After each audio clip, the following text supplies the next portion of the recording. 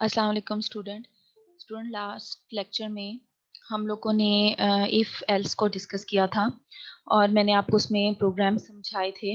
आज हम लोग इफ़ एल्स को स्टडी करेंगे। इसके अंदर सी के अंदर लिखकर यानी डेफ में हम लोग लिखकर इसको जो है वो स्टडी करेंगे। तो अब हम लोग देखते हैं इफ एल्स, जैसे कि मैंने आपको पहले भी डेफ के अंदर प्रोग्राम लिखने का तरीका बताया है कि आपने फाइल पे जाना है और न्यू पे जाएंगे और यहाँ पे सोर्स फाइल पे जाएंगे और अपना प्रोग्राम जो है वो लिखेंगे। हमारा जो ये प्रोग्राम था ये था write a program that inputs a number and finds whether it is even odd using if else structure. Student याद रखिएगा, ये लाइन जो है ये तो मैंने अपने लिए लिखी है। आपने देखा होगा कि मैंने इस लाइन को कमेंट्स में लिखा है क्योंकि ये हमारे सोर्स प्रोग्राम का हिस्सा नहीं है। जो लाइन मैं सोर्स प्रोग्राम का हिस्सा नहीं बनाना चाहती उसको मैं कमेंट्स में लिखूंगी। अगर मैंने इसको कमेंट्स में ना लिखा तो क्या होगा कि मेरा एरर आ जाएगा। इसलिए आपने देखा होगा मैंने डबल स्लैश यहाँ पे यूज की है। तो ये डबल स्लैश मैंने इसलिए यूज की है ताकि मैं अपना जो प्रोग्राम है उसका प्रोग्राम के सेंटेंस लिख सकूं। तो write a program that inputs a number, एक नंबर लेना है जो and finds whether it is even and odd. मैंने आपको ये पहले भी समझाया है कि किस तरह हम इनपुट्स लेते हैं। हम देखें, मैंने यहाँ पर include studio dot H header file include की, फिर इंक्लूड कॉनियो डॉट एच मैंने इंक्लूड किया। इंट मेन लिखा, मैंने आपको बताया था कि डेफ के अंदर जब मैं काम करूंगी इस कंपाइलर में तो मैं यहाँ पे वाइड मेन की बजाय इंट मेन लिख दूंगी। उसके बाद मैंने एक वेरिएबल जो है डिक्लेयर किया इंट नेम, इंट एन के नाम से। एन क्या है? एक वेरिएबल है जो कि मेमोरी में क्रिएट होगा जिसके अंदर मैं यूजर से इनपुट लूंगी। अब यूजर से मैंने इनपुट लेनी है तो मैं जो लाइन चाहती हूँ कि सबसे पहले यूजर को नजर आए वो मैं प्रिंट एफ के साथ लिखूंगी। और स्कैनिफ मॉडुलस ऑपरेटर डी और एड्रेस ऑपरेटर एन एन डालूंगी। ये स्कैनिफ यानी कि यूजर से इनपुट लेने का तरीका है। यहाँ तक हमारी इनपुट कंप्लीट हो गई और उसके बाद मैं अपनी लॉजिक बनाऊंगी कि if n modulus operator 2 equal to 0, अगर मैं एन जो भी वैल्यू एन के अंदर आएगी उसका मॉडुलस लूँ 2 के साथ तो उसकी वैल्यू 0 आनी चाहिए। अगर वो 0 होगी तो हमारा नंबर इवन होगा और मुझे लिखा हुआ आ जाए कि नंबर जो है वो इवन है। Else printf modulus operator d is odd. अब मैं स्टूडेंट गेट करेक्टर, आपने देखा होगा कि मैंने हर स्टेटमेंट के आखिर में टर्मिनेटर लगाया, सिर्फ यहाँ पर टर्मिनेटर नहीं लगाया क्योंकि यहाँ पे मैंने कंडीशन बनानी है। ये आपको पता होना चाहिए कि जब हम कंडीशन बनाते हैं तो उसके आगे हम टर्मिनेटर यूज नहीं करते, अदरवाइज सबके बाद मैंने टर्मिनेटर यूज किया है। कर्ली ब्रैकेट्स का ध्यान रखें, ये टर्मिनेटर्स का ध्यान रखें जब आप प्रोग्राम्स यूज करते हैं। अब मैं जब मैं अपना प्रोग्राम लिख लिया, अब मैं इसको कंपाइल करती हूँ। देखिए मैं इसको कंपाइल किया। जब स्टूडेंट मैंने कंपाइल किया तो आप यहाँ पे नोट करें, एक मिनट में, यहाँ पे अगर आप नोट करें तो एरर 0 वार्निंग 0 आ रहा है। इसका मतलब मेरे प्रोग्राम में कोई एरर नहीं है। जब मेरे प्रोग्राम में कोई एरर नहीं आएगा तभी मैं अपना प्रोग्राम जो है वो कंपाइल कर सकती हूँ। अब मैं अपने प्रोग्राम को कंपाइल करती हूँ, एग्जीक्यूट पे जाऊंगी और रन पे जाती हूँ। अब आप देखेंगे मेरे पास ये एक कमांड, ये आउटपुट विंडो आ गई है। ये आउटपुट विंडो है। जब आप अपने प्रोग्राम को कंपाइल करते हैं और रन करते हैं तो ये आउटपुट विंडो आती है। अब देखें आउटपुट विंडो जैसे ही मुझे नजर आई तो मुझे इस पे क्या लिखा हुआ नजर आ रहा है? Enter a number. क्यों एंटर अ नंबर लिखा नजर आ रहा है? मैंने यहाँ पर लिखा था, जब मैंने अपना वेरिएबल डिक्लेयर किया उसके बाद मैंने लिखा print F enter a number. यानी मैं चाहती हूँ जब मैं अपने प्रोग्राम को रन करूँ तो सबसे पहले यूजर को कौन सी चीज लिखी हुई नजर आए। जो चीज मुझे लिखी हुई नजर आनी चाहिए, जो मैसेज मुझे नजर आना चाहिए, उसको मैं प्रिंट एफ में लिखती हूँ। तो स्टूडेंट याद रखिएगा, प्रिंट एफ के अंदर यहाँ पर मैंने सिर्फ क्या लिखा हुआ है, देखें इन्वर्टेड कोमा के अंदर एंटर अ नंबर और इन्वर्टेड कोमा क्लोज। तो ये क्या है? ये एक मैसेज, जो भी मैंने मैसेज डिस्प्ले कराना होगा कि जब भी मुझे मेरा प्रोग्राम रन हो और मुझे मैसेज नजर आए वो मैं इस प्रिंट एफ के अंदर इन्वर्टेड कोमा के अंदर लिख दूंगी। अब मैं क्या करती हूँ, सेकंड मैंने लिखा स्कैनिफ। स्कैनिफ यानी मैंने यूजर से इनपुट लेनी है। अब कीबोर्ड के थ्रू यहाँ पर एक नंबर एंटर कर दूंगी। मैं कोई सा भी नंबर एंटर कर देती हूँ। चले मैं 4 नंबर एंटर किया, मैंने यहाँ पे 4 एंटर किया। अब ये जो मैंने एंटर किया एक्चुअली ये वैल्यू जो है जो आपको यहाँ पे 4 की है ये कहाँ पे जाकर स्टोर होगी? ये एन जो हमारा वेरिएबल है उसके अंदर जाकर स्टोर हो जाएगी। और अब हमारी कंडीशन चलेगी और जब मैं एंटर प्रेस करूंगी तो पीछे जो है ये कंडीशन जो है वो चेक होगी कि अगर इस वो ये आपका काम कौन कर रहा होगा, ये प्रोसेसर करेगा। प्रोसेसर ये ऑटोमेटिकली इस कंडीशन को चेक करेगा कि अगर वो 2 पे डिवाइड करेगा, अगर तो 0 हुआ तो मुझे लिखा हुआ नज़र आ जाएगा इवन, और अगर 0 ना हुआ तो मुझे लिखा हो जाएगा ऑड। अब मैं एंटर करती हूँ तो देखिए मुझे लिखा आ रहा है 4 इज़ इवन। ठीक है। अब यहाँ पे जो 4 लिखा हुआ नज़र आ रहा है, क्यों नज़र आ रहा है? क्योंकि मैंने यहाँ पर वैल्यू दी हुई है m%d। ये जो m%d है, ये क्या करेगा, मॉडुलस d यहाँ से वैल्यू को उठाएगा। कौन सी वैल्यू को उठाएगा? जो इस n के अंदर पड़ी है। अब देखें, अब मैंने जो प्रिंटफ लिखा है, प्रिंटफ में मैं चाहती हूँ कि मुझे मैसेज लिखा है इज इवन, लेकिन मुझे वो नंबर भी नज़र आए जो यूज़र एंटर करे। अब यूज़र ने 4 एंटर किया, मैं चाहती हूँ मुझे यहाँ पर फॉर्मेट ऑपरेटर डी पे 4 लिखा हुआ नजर आए, तो वो वैल्यू कहाँ से उठाएगा? वो इस वेरिएबल से उठाएगा। तो जिस वेरिएबल आउटपुट में जो वैल्यू मुझे नजर आनी चाहिए, वो मैं कैसे लिखूंगी? कोमा और एन के साथ लिखूंगी। तो याद रखिए कि यहाँ पे सिर्फ मैं मैसेज डिस्प्ले करा रही थी, और यहाँ पे मैं चाहती थी कि जो वैल्यू एन के अंदर स्टोर हुई हुई है वो मुझे नजर आ जाए। ठीक है, वो मुझे नजर आ जाए, तो वो मैं यहाँ पर लिख देती हूँ। ठीक है, देखिए यहाँ पे लिखा है मैंने एम मॉडुलस ऑपरेटर डी, ये क्या करेगा? जो वैल्यू इस एन के अंदर पड़ी है उसको डिस्प्ले कराएगा। अब मैं इस प्रोग्राम को क्लोज करती हूँ और दोबारा से इसको कंपाइल करती हूँ। देखिए मैंने कंपाइल किया और मैं इसको दोबारा रन करती हूँ। ठीक है, अब मैं यहाँ पर एंटर कर देती हूँ 7। ठीक है, अब मैं 7 एंटर करती हूँ और देखिए मैंने एंटर प्रेस किया तो देखिए मुझे आ गया 7 इज ओड, क्योंकि अब ये कंडीशन फॉल्स हो गई है। तो जब ये कंडीशन फॉल्स हो जाती है तो हमारा जो कमांड है, जो कंट्रोल है, वो एल्स के बाद वाली स्टेटमेंट पर आ जाता है। और यहाँ पे मैंने क्या लिखा हुआ है कि डैश इज इवन, कि जो नंबर की वैल्यू इसके अंदर स्टोर हुई है वो क्या है? वो इवन है। तो मुझे यहाँ पे लिखा हुआ नजर आ गया 7 इज ओड। तो इस तरह स्टूडेंट ये हमारा जो प्रोग्राम है जो मैंने आपको कल करवाया था बड़ी डिटेल से, आज फिर आपको और अच्छी समझ आ गई होगी, क्योंकि अब यहाँ पर हम एग्जीक्यूशंस देख रहे हैं प्रोग्राम की। ये प्रैक्टिकली भी आपका काम हो रहा है, और स्टूडेंट याद रखिएगा यही काम आपका प्रैक्टिकल्स में भी होता है। ये साथ साथ आपके प्रैक्टिकल्स भी एक तरह से हो रहे हैं। अब हम अपना नेक्स्ट प्रोग्राम देखते हैं। जो हमारा नेक्स्ट प्रोग्राम था इसमें वो कौन सा था? 11.5। ये वाला हमारा प्रोग्राम ये था कि राइट अ प्रोग्राम, एक प्रोग्राम लिखना है दैट इनपुट्स टू नंबर, जो दो नंबर ले and finds whether these number are equal और not using if else structure. हमने ये मालूम करना है क्या ये नंबर इक्वल हैं या नहीं है। स्टूडेंट मैं दोबारा से आपको बता रही हूँ, देखिए ये जो स्टेटमेंट मैंने लिखी हुई है ना, ये मैंने इस किसके अंदर लिखी हुई है? देखिए यहाँ पे मैंने डबल स्लैश यूज की हुई है। डबल स्लैश यूज करने का मतलब क्या होता है? जो चीज मैं डबल स्लैश के अंदर लिखूंगी तो वो सोर्स प्रोग्राम का हिस्सा नहीं होगी। तो अगर मैं डबल स्लैश ना डालती, अच्छा चले मैं डबल स्लैश को खत्म कर देती हूँ। ठीक है, अब अगर मैं खत्म करके इस प्रोग्राम को कंपाइल करूंगी तो आप ये देखें मुझे एरर मैसेज आ गया है कि right does not name a type. ये जो आपने यहाँ पे फर्स्ट देखिए मुझे वो बता भी रहा है कि फर्स्ट लाइन में एरर है। तो ये एरर क्यों है? क्योंकि ये जो मैंने लाइन लिखी है, ये लाइन जो है ये नहीं लिखनी चाहिए थी मुझे सोर्स प्रोग्राम में। अब मैंने इसको मैंने ये सिर्फ इसलिए लिखी ताकि मुझे पता चले मैं कौन सा प्रोग्राम करवा रही हूँ। तो मैंने अगर इस लाइन को सोर्स प्रोग्राम में शामिल नहीं करना तो मैं इसको कमेंट्स में लिख दूंगी। तो कमेंट्स लिखने का एक तरीका हमारे पास क्या होता है? डबल स्लैश लाइन, और एक तरीका क्या होता है? स्लैश और स्टैरिक डालकर हम एंड पे भी स्लैश और स्टैरिक डाल दें। ये हमारे कमेंट्स लिखने का तरीका होता है जो मैंने आपको 9 चैप्टर में करवाया था। चलें अब हम अब देखते हैं इस प्रोग्राम को करते हैं। अब उसने हमसे यहाँ पे ये कहा था कि 2 इनपुट्स चाहिए। तो 2 इनपुट्स अगर हमें चाहिए तो हमारे पास यहाँ पर क्या आ रहा है? Include stdio.h, include conio.h, int main. ये तो आपको पता है, हमने हर प्रोग्राम के स्टार्ट में लिखना है। अब हम अपना मेन प्रोग्राम स्टार्ट करते हैं। मुझे क्योंकि 2 वेरिएबल चाहिए थे तो मैं 2 वेरिएबल डिक्लेयर करती हूँ, इंट a एंड b। और सबसे पहले मैं चाहती हूँ यूजर को क्या लिखा नजर आए? Print F enter 2 numbers. User ने 2 नंबर एंटर करने हैं तो यूजर 2 नंबर एंटर करेगा। एंटर 2 नंबर्स, प्रिंट एफ मैंने लिखा एंटर 2 नंबर्स। ठीक है, अब मुझे देखें जब मैं अपना प्रोग्राम चलाऊंगी तो मुझे सबसे पहले एंटर 2 नंबर्स जो हैं वो नजर आएंगे। चले हम अपना प्रोग्राम से साथ में एग्जीक्यूट करते हैं। मैं इसको कंपाइल करती हूँ। ठीक है, ये मैंने प्रोग्राम कंपाइल किया और अब मैं इसको रन करती हूँ। तो हम साथ साथ इसको अंडरस्टैंड भी करते हैं ताकि आपको अच्छे तरीके से इसकी समझ आ जाए। देखें स्टूडेंट, मैंने यहाँ पे लिखा था प्रिंट एफ एंटर 2 नंबर। तो जैसे ही मैंने अपना प्रोग्राम रन किया, जो सबसे पहला मैसेज मुझे यहाँ पे नजर आ रहा है वो क्या आ रहा है? Enter 2 numbers. ठीक है, वो क्यों नजर आ रहा है? मैंने यहाँ पे लिखा था प्रिंट एफ एंटर 2 नंबर्स।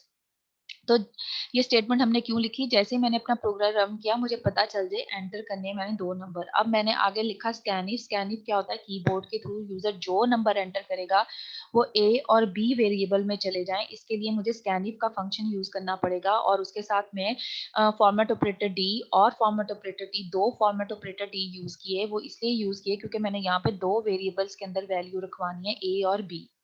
तो मैं यहाँ पे दो नंबर एंटर करूंगी। एक में नंबर एंटर कर देती हूँ 2, ठीक है। एक में नंबर 2 एंटर कर देती हूँ और एक में नंबर जो है वो 4 एंटर कर देती हूँ, ठीक है। तो स्टूडेंट अब आप देखें कि अब क्या होगा। अच्छा, मैं यहाँ पर एक नंबर और 24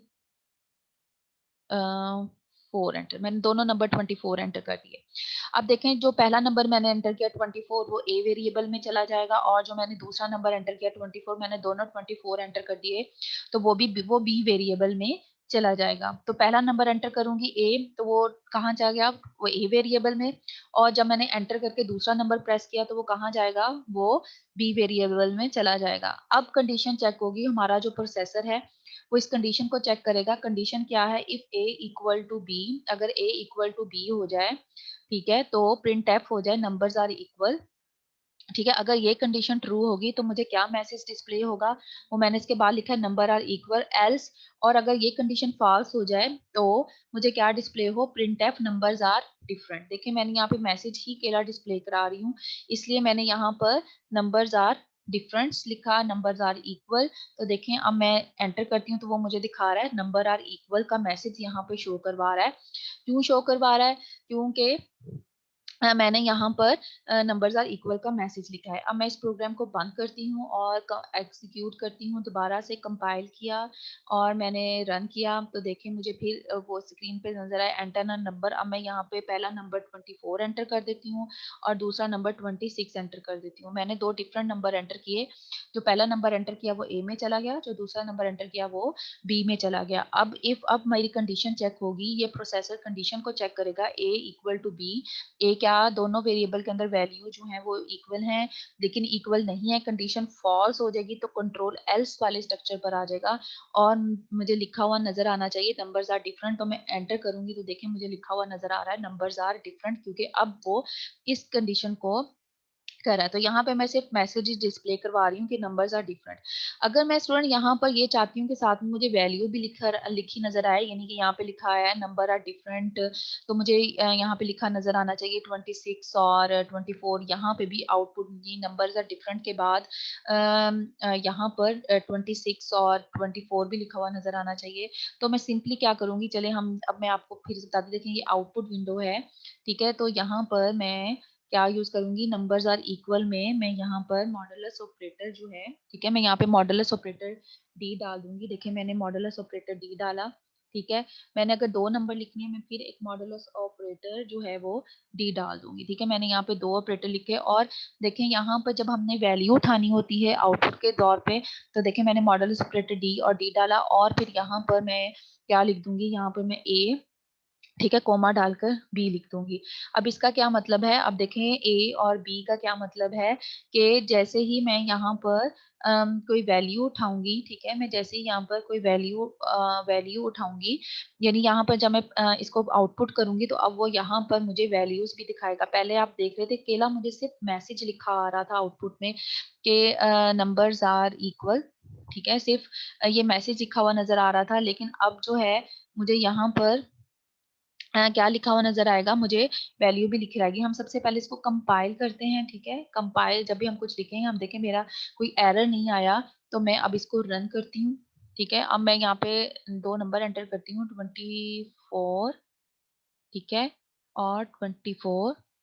तो स्टूडेंट अगर आप देखें कि यहाँ पे मुझे नंबर्स आर इक्वल 24 आपने देखा होगा जब मैंने पहला प्रोग्राम चलाया था उसमें सिर्फ मुझे मैसेज नजर आया था, क्योंकि मैंने उस वक्त आउटपुट पे सिर्फ मैसेज शो कराया था। लेकिन मैं ये अब मैंने प्रोग्राम को थोड़ा सा चेंज किया और इसमें क्या किया, मैंने अब ये किया है कि मैंने जो वैल्यूज पड़ी हुई थी ए और बी के अंदर उसको भी आउटपुट, ये हमारी आउटपुट है, तो इसमें आउटपुट को भी शो कराना चाह रही हूँ। तो देखें अब उसने क्या किया, जैसे ही नंबर आर इक्वल्स हैं तो साथ में जो वैल्यूज इसके अंदर मैंने रखवाई थी ए और बी के अंदर वो भी मुझे शो हो गई। तो मैंने जस्ट आपको यहाँ पे ये बताने की कोशिश की किस तरह आप ये ए और बी, जब आप प्रिंट एफ के अंदर ए और बी वैल्यूज देते हैं तो वो जब हमने किसी वेरिएबल की वैल्यूज को रन टाइम पे शो करना होता है, जैसे यहाँ पे मैंने वेरिएबल के अंदर जो वैल्यूज पढ़ी उसको रन टाइम, ये रन टाइम होता है, इसको हम, ये जो आपको ब्लैक सी विंडो नजर आ रही है ये रन टाइम विंडो है। तो रन टाइम विंडो में जब हमने किसी वेरिएबल की वैल्यूज को भी दिखाना होता है तो हम यहाँ पर कैसे लिखेंगे, प्रिंट एफ के साथ हमने जो वैल्यूज दिखानी है, जो मैसेज डिस्प्ले कराना मैसेज लिखा, और जो वैल्यू डिस्प्ले करानी है उसका हमने यहाँ पर उसकी टाइप के लिहाज से हम फॉर्मेट ऑपरेटर लिखेंगे और उसके बाद कोमा डालकर ए और कोमा डालकर बी वो वैल्यूज लिख देंगे।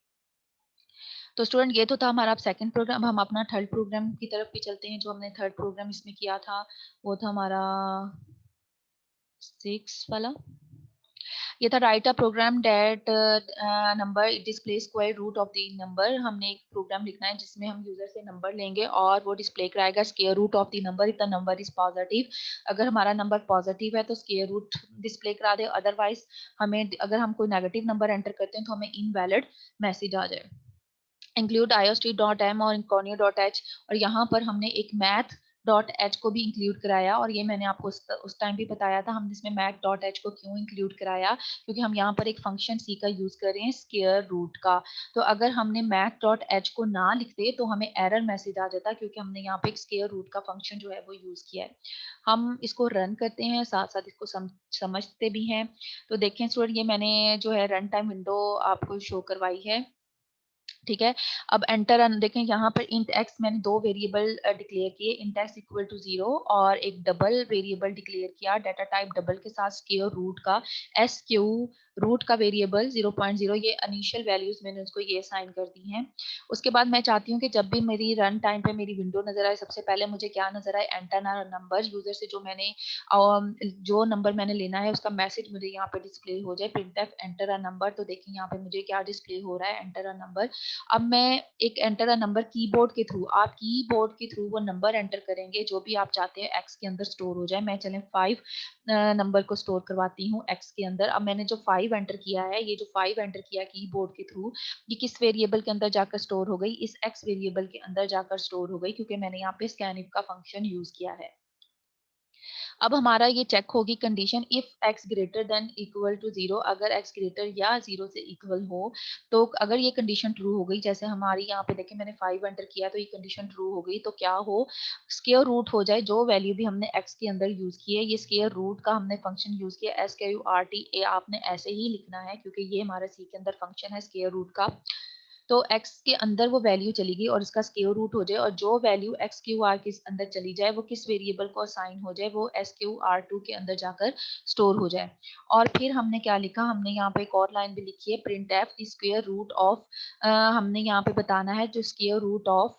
अब यहाँ पे मैंने फॉर्मेट ऑपरेटर डी यूज किया है, क्यों यूज किया है, ताकि मैं यहाँ पर मैं एक्स की वैल्यू को डिस्प्ले कराना चाहती हूँ, क्योंकि मैं बताना चाहती हूँ the square root of modulus operator d is, फिर मैंने मॉडुलस ऑपरेटर 1f यूज किया, ठीक है।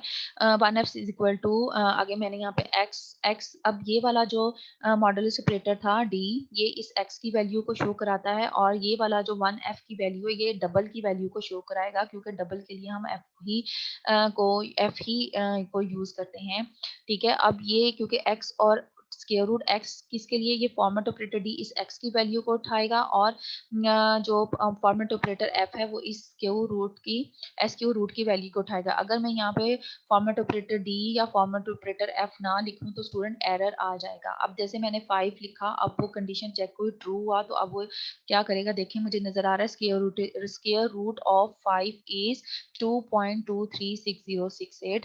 तो स्क्वायर रूट ऑफ 5 क्या है, जो भी आपको यहाँ पे देखें वैल्यू नजर आ रही है, ये स्क्वायर रूट ऑफ 5 आ गया है। तो यहाँ पे देखेंगे जो 5 की वैल्यू है ये इस मॉडुलस ऑपरेटर के थ्रू आई है, इस फॉर्मेट ऑपरेटर के थ्रू आई है, और जो ये वैल्यू थी ये इस 1f के थ्रू आई है। स्टूडेंट अगर आप 1 नहीं भी लिखेंगे, केवल फॉर्मेट ऑपरेटर एफ भी लिखेंगे तब भी कोई एरर नहीं आएगा।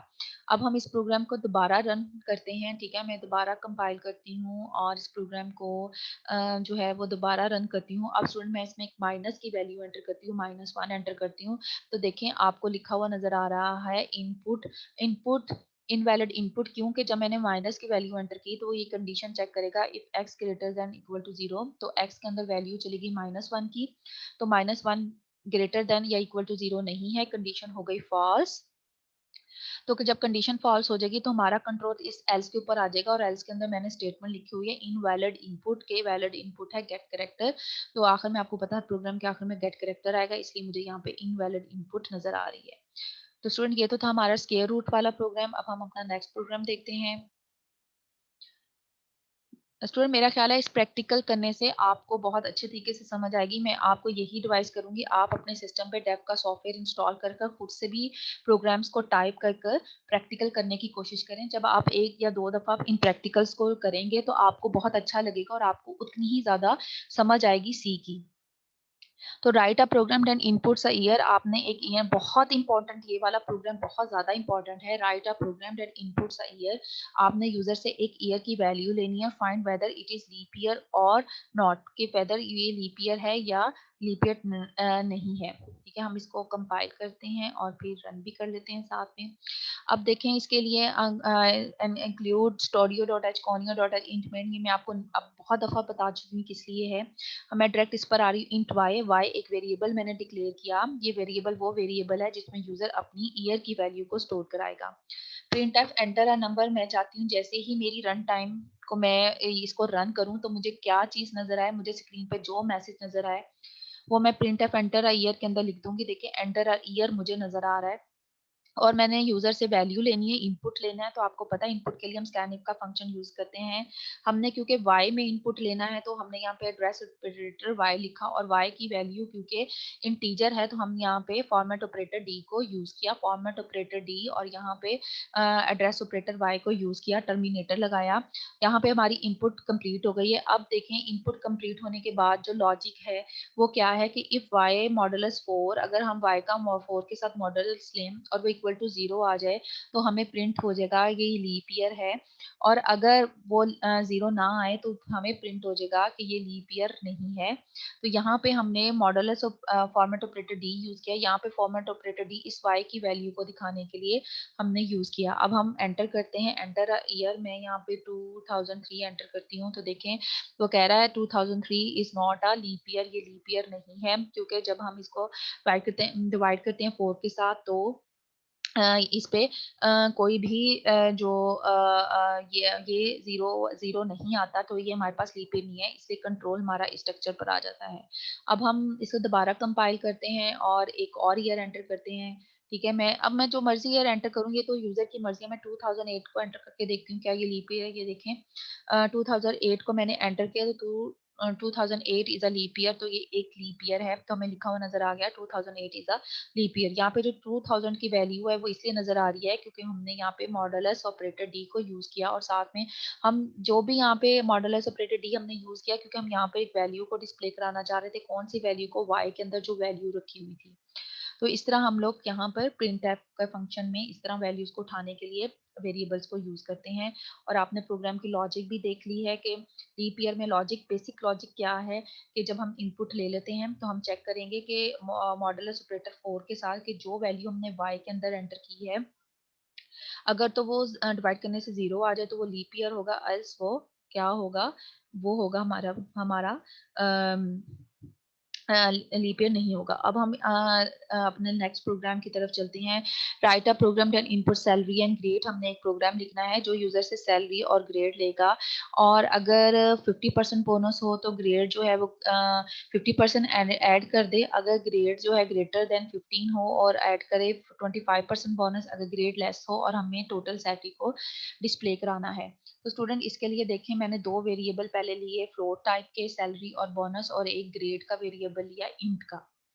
अब मैं जो चाहती हूँ कि सबसे पहले मुझे क्या मैसेज नजर आए तो वो मैं इस प्रिंट एफ में लिख देती हूँ। चलें हम इसको कंपाइल करते हैं और साथ साथ रन करते हैं। देखें हमारा क्योंकि सीक्वेंस वाइज चलता है, तो इससे सबसे पहले मुझे क्या मैसेज नजर आ रहा है, जो सबसे पहली चीज मुझे नजर आ रही है, एंटर योर सैलरी। तो देखें जो पहला मैसेज मैं डिस्प्ले कराना चाह रही हूँ, मैंने प्रिंट एफ के लिखा एंटर योर सैलरी। अब यूजर जो सैलरी एंटर करेगा वो इस वेरिएबल यानी सैलरी वेरिएबल की चली जाएगी। मैंने यहाँ पे फंक्शन यूज किया स्कैनइफ का, यूजर जो वैल्यू एंटर करे वो इस सैलरी के अंदर चले जाए। यहाँ पे देखिए मैंने फॉर्मर ऑपरेटर एफ लिखा, क्यों? क्योंकि मैंने सैलरी को फ्लोट डिक्लेयर किया है, इसलिए मैंने यहाँ पे फॉर्मर ऑपरेटर एफ लिखा। अब मैं जो सैलरी ऐड करूंगी, ठीक है, अब फॉर एग्जांपल मैं यहाँ पर जो सैलरी ऐड करती हूँ वो ऐड करती हूँ 20,000, ठीक है, मैंने 20,000 सैलरी ऐड कर दी, ठीक है, और मैंने एंटर को प्रेस किया तो देखें एंटर योर ग्रेड अब आ रहा है, एंटर योर ग्रेड, क्योंकि मैंने नेक्स्ट लाइन लिखी हुई है print F enter your grade, अपना ग्रेड को एंटर करें। अब मैं ग्रेड को एंटर करती हूँ, ठीक है, मैं ग्रेड एंटर करती हूँ, जो है वो 16, ठीक है, मैंने ग्रेड एंटर किया 16। अब ये इनपुट का काम कंप्लीट हो गया, मैंने सैलरी भी ले ली और ग्रेड भी ले लिया। अब कंडीशन चेक होगी इफ ग्रेड ग्रेटर देन 50, अगर ग्रेड ग्रेटर देन 50 है तो आपका प्रोसेसर क्या करेगा कि सैलरी जो है उसके अंदर जो बोनस को प्लस करेगा और बोनस डालेगा। बोनस क्या है आपका, सैलरी को मल्टीप्लाई करेगा 15 डिवाइडेड बाय 100 के साथ, ठीक है, और जो बोनस आएगा वो किसके अंदर चला जाएगा, वो इस सैलरी में प्लस हो जाएगा। अब मैं इसको अगर एंटर करूं तो देखें ये टोटल सैलरी इज, मेरी जो टोटल सैलरी है वो क्या है, 30,000 है, क्योंकि मेरा 10,000 जो है वो मुझे बोनस मिल गया, क्योंकि मेरा ग्रेड जो था वो 16 था। 16 में मुझे अपनी सैलरी का 50% बोनस मिल रहा है, तो 50% सैलरी का करूँ तो 10%, तो वो बोनस में ऐड हो जाता है। और बोनस देखें रन टाइम पे मैंने लिखा हुआ मुझे टोटल सैलरी डिस्प्ले करा दो, और टोटल सैलरी जो डिस्प्ले करानी है वो सैलरी का वेरिएबल एफ है, क्योंकि एफ क्यों, क्योंकि मैंने सैलरी को फ्लोट जो है वो यहाँ पे फ्लोट डिक्लेयर किया। और यहाँ पे पॉइंट टू एफ मैंने क्यों लिखा है कि मुझे पॉइंट के बाद सिर्फ 2 डिजिट्स नजर आए, ज्यादा डिजिट नजर ना आए, इसलिए मैंने यहाँ पे देखें प्रोसीजन जो दी है वो पॉइंट टू एफ दी है। अगर आप पॉइंट टू नहीं भी लिखेंगे, केला एफ लिखेंगे, तब भी आपका प्रोग्राम चल जाएगा, तो इसमें कंफ्यूज होने की जरूरत नहीं है। अगर प्रोसीजन लिखना चाहें तो लिख लें। तो पॉइंट टू एफ का क्या मतलब है कि देखेंगे पॉइंट के बाद जो मुझे प्रोसीजन आ रही है ये 2 आ रही है, ठीक है, पॉइंट के बाद 2 की प्रोसीजन आ रही है, तो इसलिए मैंने यहाँ पे पॉइंट टू एफ लिखा प्रेसिजन के लिए कि पॉइंट्स के बाद मैं कितने डिजिट और डिस्प्ले कराना चाह रही हूँ। तो मैं यहाँ पर पॉइंट टू लिख दिया, अगर मैं 3 लिखती तो यहाँ पे मुझे 3 डिजिट नजर आते हैं पॉइंट के बाद। अब हम प्रोग्राम को मैं दोबारा क्लोज करती हूँ, मैं इसको दोबारा कंपाइल करती हूँ और मैं इसको जो है वो दोबारा रन करती हूँ। अब हम ग्रेड को चेंज करके देखेंगे। चले मैं यहाँ पे सैलरी वही एंटर करती हूँ 20,000, ठीक है, मैंने 20,000 एंटर की, फिर मैंने अपना ग्रेड एंटर किया, ग्रेड एंटर मैं 12 कर देती हूँ। अब देखिए मेरा ग्रेड जो है वो 15 से कम है, तो एल्स वाले पार्ट पर आएगा, और एल्स वाले पार्ट पे क्या लिखा है, bonus is equal to salary multiply by 25/10। अब मेरी सैलरी जो है वो 25 से हो जाए, और आपको पता है अगर मैं 25% लेती हूँ तो मेरी सैलरी जो होगी वो 5% होगी, ठीक है। अब मैं एंटर करती हूँ तो देखें 5,000 सॉरी हो जाएगी, तो योर टोटल सैलरी इज 25,000, जो मेरी टोटल सैलरी क्या बनी, 25,000 बनी, क्योंकि अब एल्स के बाद ये जो बोनस ये वाली कंडीशन थी ये एग्जीक्यूट हुई, क्योंकि मेरा ग्रेड जो था वो लेस था 15 से। अगर तो ये कंडीशन फॉल्स होगी तो मेरा कंट्रोल एल्स वाले पार्ट पर आ गया, और एल्स वाले पार्ट पे मैंने क्या लिखा हुआ है कि bonus is equal to salary, ठीक है। तो अब ये वाली लाइन एग्जीक्यूट होगी, और जब ये वाली लाइन एग्जीक्यूट हो गई बोनस के अंदर 5,000 जमा हो जाएगा, तो वो नेक्स्ट वाली लाइन पे कंट्रोल आ जाएगा। और नेक्स्ट वाली लाइन में मैंने क्या लिखा हुआ है कि जो बोनस हो वो सैलरी में जमा होकर सैलरी वेरिएबल के अंदर आ जाए। और लास्ट में मैंने लिखा हुआ है मुझे प्रिंट एफ करा दो सैलरी वेरिएबल के अंदर जो वैल्यू थी, तो सैलरी वेरिएबल के अंदर जो वैल्यू अब आई है वो 25,000 आई है। तो इस तरह स्टूडेंट ये आपका प्रोग्राम जो है काम करता है। अब आपको बहुत अच्छे तरीके से समझ भी आ गई होगी किस तरह रन टाइम्स पे हम काम करते हैं, किस तरह हम प्रैक्टिकली तौर पे इस प्रोग्राम को लिखते हैं और चलाते हैं। और अब आप देखें मैं जो वैल्यू दूंगी, ठीक है, मैं अगर अगर यहाँ पे देखें मैं रन एग्जीक्यूट कंपाइल कर रही हूँ, ठीक है, रन करी हूँ मैं, अगर यहाँ पे फॉर एग्जांपल 30,000 देती तो वो 30,000 के अकॉर्डिंगली मुझे वैल्यूज को दिखा देता। देखें अब मेरी सैलरी 45,000 बन गई है। तो इस तरह जो है आप देखें जब भी आप इसको वैल्यू न्यू देंगे तो वो न्यू ही आपको उसके अकॉर्डिंगली ही आपको रिजल्ट जो है वो यहाँ पर शो करा देगा। एक दफा प्रोग्राम लिखें फिर बार बार लिखने की तो जरूरत नहीं, बस आपने उसको रन करना है, जो वैल्यू आपने कैलकुलेट करनी है आप यहाँ पे आराम से उसको कर सकते हैं। तो स्टूडेंट ये तो थे आपके इफ एल्स के प्रोग्राम। मेरा ख्याल है आपको इफ एल्स के बहुत अच्छे तरीके से समझ आ गई होगी। मुझे आप व्हाट्सएप पे बताएं भी कि आपने सारा कुछ अच्छे तरीके से अंडरस्टैंड कर लिया। स्टूडेंट आप लोग जो हैं पढ़ने के मूड में नहीं होते हैं, ज़रा अच्छे तरीके से कर लें इसको, क्योंकि इसको समझना करना बहुत ज़रूरी है। अभी आपके पास टाइम है, वरना फिर टाइम भी खत्म हो जाएगा, इसलिए